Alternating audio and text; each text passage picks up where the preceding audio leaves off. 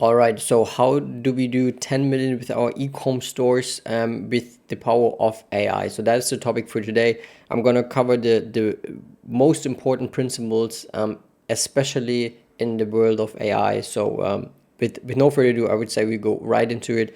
Let's make you a band. So if you give me like the next, I don't know, it's gonna not be 60 minutes, probably more like 20, 30 minutes, but it's gonna change like how you probably see your business, how you see your constraints, how you see your ecom brand, and what you're gonna do in the next 7 days, 14 days, 30 days, because this eventually changed dozens of ecom brands, right? I'm talking to ecom brand owner every day, and they all struggle with the same thing. And just make sure that you listen closely. This stuff is happening in the real world every day.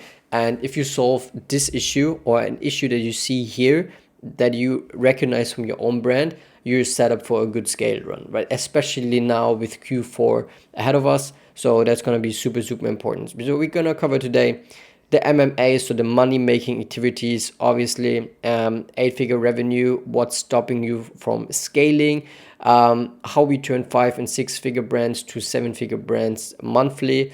That is proven with 50 plus brands, how we use AI with it, how we use educational Google ads with it, how we do low cost testing and high speed scaling, and how you can integrate it for your brand, right? This is everything that we're going to cover today. And depending where you are in the journey, 5 figures, high 5 figures, low 6 figures, high 6 figures, depending where you're at, like you probably have one of these two issues. Like either you have a mindset issue or you have a skill issue, right? Especially in the beginning, it's more like a mindset thing. Along the way, it turns more like into a skill issue thing. And that is where I see the journey, right? A lot of beginners, as I said, they struggle in believing things which are not true. And then once you're hitting 100, 200, 300s a month, you stop, like you're like, okay, Mary is like maybe capping me, or I'm not good at Google, or my business has no retention, etc. That is what I see like along this way, right? And this goes up to like even like 500, 600,000 a month, like where the people still like lacking the skills, and just bring us on and say, look, this is the job, get the job done. And that's what we do, right? So first, let's cover the mindset issue, right? I see a lot of times brands that are not scaling in the beginning because they want to be a brand, right? They want to be the AG1s, the Grunes from day one. But guess what? They all turned into these brands, right? In the beginning, they were drop shippers, or like more offer based, or market, like heavy marketing based company. And heavy marketing, I mean, not in terms of like, obviously they do great marketing, but in terms of they are like just promoting and like getting you no-brainer offers, just make you part of the brand, makes you part of the feeling, right? That is what they're doing. And on the other hand, there's like these dropshippers. They do only like ripping stuff and do offers and offers. And for me personally, I think the sweet spot is right in the middle. That is the scaling brand. Like you have the mindset of a dropshipper. You want to raise the ad spends. You want to have good cogs. You want to have like this speed, but also you value quality. You value like a good view. You value a good emotion for your brand. So that is, I think, the sweet spot. And if you are like beginning and you're not scaling above like 100 200s, you're probably struggling with a really good offer because you're on the two brand side of things, or you're not like aggressive enough in your communication. And on the other hand, as a dropshipper, if you are just looking too cheap, you will eventually cap out. If you do it in the right way, you can do for sure 10 million a month with pure drop shipping. But like you will have an easier time if you have a stronger brand and you have more retention, right? So that is the sweet spot for me, right? And the second thing is that I see is that how we do define the scaling brand that I like to have, right? As I said, dropshipper mindset, high quality creatives. I want to have AI in my corner to be cost efficient and speed efficient. I want to have the evergreen offer so I can like scale these ad sets. And what I see oftentimes with brands and quote unquote is that they are running on a sale which goes on for as little as 3 days or maybe 4 weeks, and they need to cut off everything after, right? And then they fall into this dump, or like in this slow period of sales. And a good brand, I think, has like just an evergreen offer dialed in, where it is really clear, look, this is for new customers, and if you're coming back, we also have something special for you. But that is the power of an evergreen offer, right? You can stack your ad set, you can stack your spend, you can just go after it like every day, and you don't need to cut like these winners, because like obviously you always want to find these winners, and then it hurts even more if you need to cut them. And obviously the whole chat media buying thing is a real thing. If you have a good offer and good creative, you just can go after it. And the second big thing, like next to the mindset issue, is for sure the skill issue. So there's so many things to cover here. Like as you can see, we have a couple of things, but starting with the basics. First of all, you need to know what kind of brand you are. You need to understand in which direction you are heading, right? There's this saying, if a boat doesn't know where it's going, no wind is favorable, right? And I see a lot of like consumer good product brands that are trying to be super profitable with 30% margin on the first sale, and they're not going nowhere because they are outspent by their competition.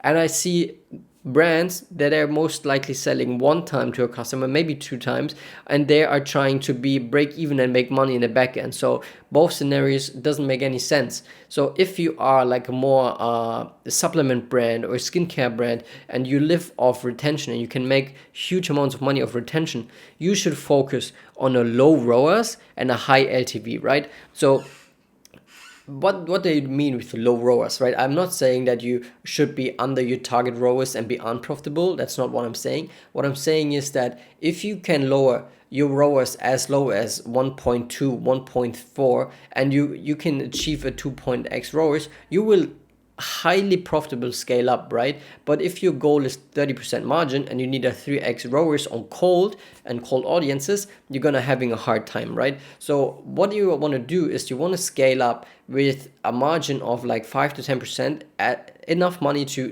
get the next order going and doubling the orders. And with that money, you're funding obviously the next batch, but like you can make huge profits on your existing customers selling them a second time or like a complementary product, right?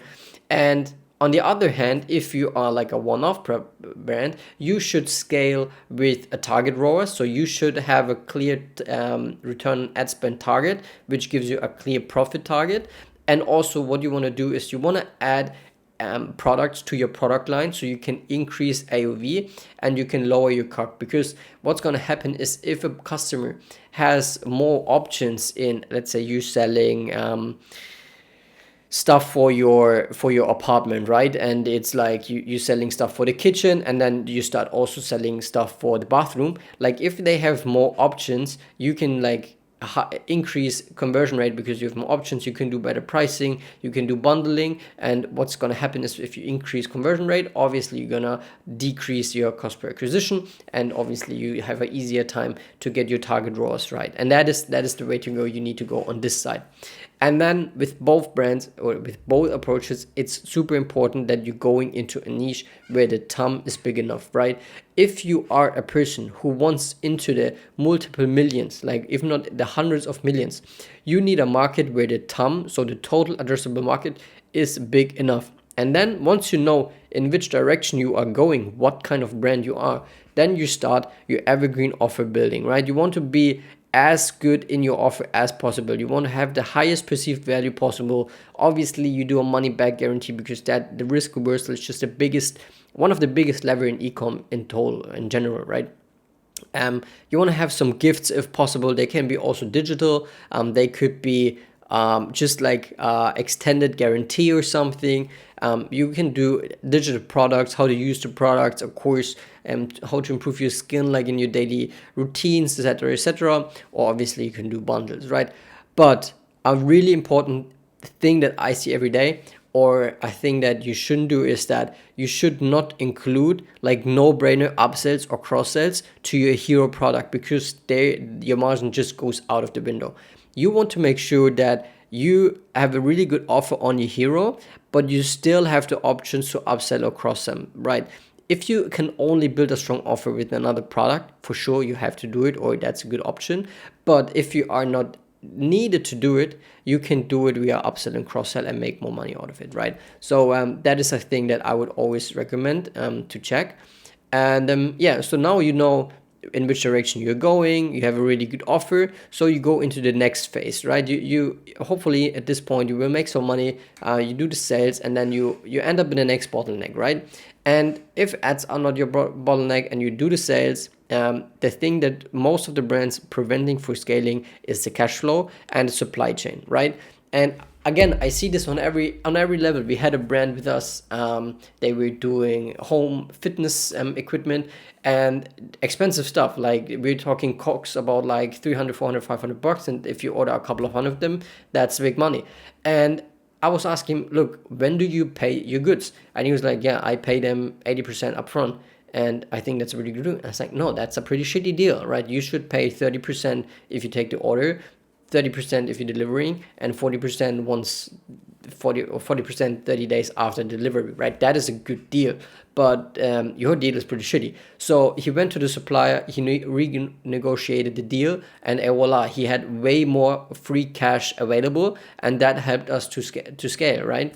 Or he was scaling. He also, the same guy, he was paying his ads with the debit card, right? He was just paying everything right away, and that is just so much damage for the cash flow. So you want to make sure you take a credit card, 30 to 60 days payment windows, or you can also look for an option where the money is right available. So you spend them ads, you get the sales, the sales is directly payout, so no Shopify checkout. So if you know, you know. If you need a contact, hit me up, and then the funds are directly available, and you keep scaling.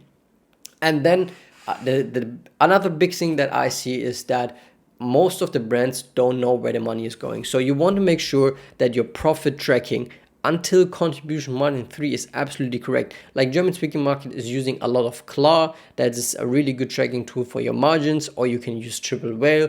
And also you want to make sure you have a post-purchase survey and an attribution tool that is working just seamlessly, right? Because if you have the wrong data and you're scaling off the wrong data, that could hurt you a lot, right? So super important thing. Now we're in a situation, you have good ads, you're scaling, your offer is just amazing, people want your stuff, you are able to scale with free cash flow, you have enough margin, there you go.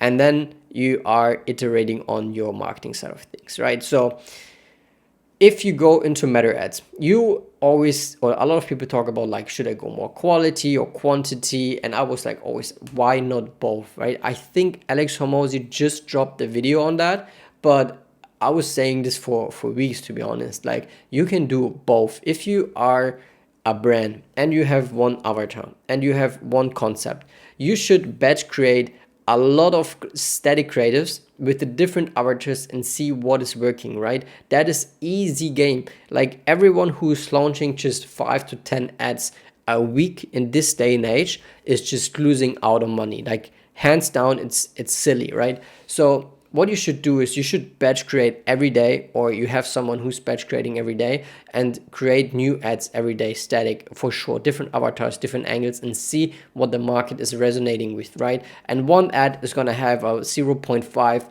CTR and one ad is going to have a 4.0 CTR, and there's where the money is made. You're saying, this is the message the market want, I should go more after this, right? And again, if you are like a person who can stand in front of a camera and you can create some ads by yourself and you are the founder of a brand, you should for sure do 10, 20, 30, 40 founder ads a week, right? These are no cost ads. You can edit them fairly easily, and you just do the same thing that you did with the AI, because it doesn't cost a lot, right? It is just your time. And then you sit down, you record 10 hooks and 2 bodies, and you have 20 ads. Easy as that. Obviously you need to some brain power before to see, okay, which person I am calling out, like an audience call out, or what problem, or do I do more like bottom of funnel ads and I promote a sale, right? That is what you need to think about beforehand. But in general, you can create a lot of ads, these ads, with pretty much no cost. Like, it's insane. So if you then have a winning angle out of like this testing process, then you get going with the concept diversification, right? And this is where the money is made. Like, you want to scale as much as possible out of this. So once you know which messaging is working, you do different concepts, AI static cutouts, right? You can do like the cutout, changing the background, the messaging, dozens of ads a week, right? You can do this also with a lifestyle, like you do AI statics and put your product into a lifestyle scenario to batch creating, and there you go, you have dozens of ads. Then you go into the regular concept, you do more like a comparisоning, problem solution, audience call out, you write some letters, founder stories, you have some native ads, you have some news ads, whatever. There's like plenty of them, right? That's the concepts for the statics. Then you have the video ads formats. You have the VSLs, animations. I mean, you can read about yourself, demonstration, podcast, warehouse. There's so many reaction ads, whiteboard, founder, UGC, EGC, whatever you want, right? And then you just combine them and say, look, today I am recording, or the creator creates a podcast ad. What kind of hooks are we going for, right? Then the podcast hook is a visual hook for itself, but you can also like do a POV and a podcast ad. You can do more like a selfie in a podcast. You can do a split screen with the second podcast guest. You could do a selfie out of the podcast studio, right? And then obviously that's the hooks in the different formats, and you see what is working, and then you take what is working and you just change the persona, right? So if you have a matcha brand, for example, and you're saying like, I go after the Pilates girlies, and you want to change it up and go for a new avatar, you should definitely think about, like, for example, placing a guy into this ad and he answers a questions of his girlfriend, like, how does it taste, like, why do you as a guy drink matcha every day? And even though maybe it resonates still like with a lot of women, but like in a different way, you will add a new avatar, which means the frequency in your ad account is going down and you are prospecting to net new people, right? And that is the job of Facebook, right? You want to reach net new people, make it an acquisition channel, keep the frequency low, bring new people in, convert them to buyers. That is the job, right? And this is how you get the job done, right? So this is the whole concept of like how we do testings and how we do keep quality and quantity, how we do the pipeline, how do we keep the pipeline full, and what concepts are we using, statics or videos, which hooks are we using, and then multiply it by a persona, right? That is just the principle, right? I can write down 10 SOPs just on this stuff, and we also have them for the agency. But this is, I want to teach, like, or I want to bring the principles that we are operating on to you, so you get you understand the concept of it, right? And you can also watch 50 new TikTok videos a day and say these hooks are just working, right? And then you're only relying on somebody who's making a new TikTok and saying these hooks are working, even though he has no idea if they're really working. But whatsoever, if you know this process and you understand the bits and pieces to it, you can just use your own brain, accelerate your brain by AI, and make great ads, right? That is what you should do. And obviously then, if you have this, you want to go for like full funnel ads as well. 1 to 5 minutes are working just as fine as short videos, but you can really convert a completely ice cold person to a buyer within the 60-90 seconds, or like 3-4 minutes, right? So obviously you have the stages of awareness. You go from unaware to most aware. Unaware is problem based. You want to make sure that the person understands the problem. Then if he is a problem aware, you can show him your product, the solution. And then once they are solution and problem aware, you can go in with your offers and convert them. And then this is how you end up, like you make a bunch of money.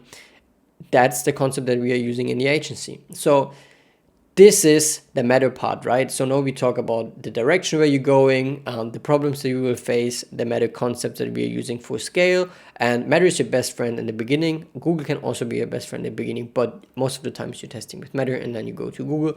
And then once you know what is working here, you can go into more the experimental side of things, like campaigns, landing pages, etc.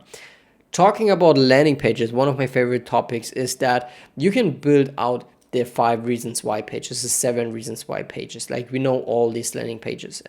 We all know the comparison pages. We all know the review pages and the advertorial pages. And they are great to push meta traffic on, right? But there's a big thing that, especially in the German-speaking market, is overseen a lot, right? You can leverage those pages that you have proven on Meta on Google, right? And how do you do that? So From my side is Google, really basic. You have your CSS, you have your performance marketing, you separate non-brand and brand. If you don't do that, you're absolutely wasting money on Google. You have your shopping campaign, which is now like the hot traffic. It used to be the search traffic, but now, like if you search something, for example, like an ice bath, you will find a huge amount of shopping results. That is your ready to shop traffic, right? If you go down to the search traffic, this is more like where you have your cold audiences. They just get educated about like what ice bath is the best, what size do I need, etc., etc. And there we go. Look, this is a big budget nobody's talking about. Like, what is the intent behind the search query? Like, if it's transactional, you have a buying intent. Does this person looking for information? So you have an educational intent, or for example, has this product like the ice bath a real benefit? And that is just a really good example. Like, this is where you can get huge amount of sales, like especially if you're selling globally, right? So you want to make sure that you use these pages for this intent, right? Which one is the best ice bath? 5 reasons why XYZ ice bath is the best on the market, right? How much liter does a ice bath take, right? And then you say the editorial pages, this only needs that amount of money because it clears itself, la di da di da. Like, that is just made up. I don't know if that is a search term that is actually real, but there's a editorial page that is just fitting the search query, right? So if you are new to the Google game, or if you're in a Google game, you can like set up everything fairly quickly, and if you have the right budget for it, in 30 to 90 days you will have a absolutely on target ad account. But as I said, the things that you should do first is get a CSS, you get the scripts in that you can do the performance marketing, you separate hard, non-brand on brand, and then this one is a concept that is used widely on Google, so you can look that up. And then of the heroes, sidekicks, villains, and zombies, then you will have your dynamic retargeting, you will go into demand gen, and then you have your third-party lenders, right? And that is the exact blueprint that I would follow if I would scale a new brand right now, right? I would start here, I would get the mindset right, I would think, okay, which kind of brand I am, how do I solve these issues that I will face along the way to prevent like any big damages or financial problems. Then I would say, okay, how do we max out meta ads, and how we translate the learnings into landing pages that we can use on Meta as well as Google ads, and then get Google ads right going and make a ban, right? This is how you build a 10 million plus brand, or even like 100 million plus a year brand, right? Because obviously 10 million a month is a doable job for the really top tier ecom brands, right? With that being said, I hope you find value out of it. I hope your brand is much more looking like this now than this. And if you have any questions, as usual, let me know. And with that being said, I'll catch you in the next video. Thanks.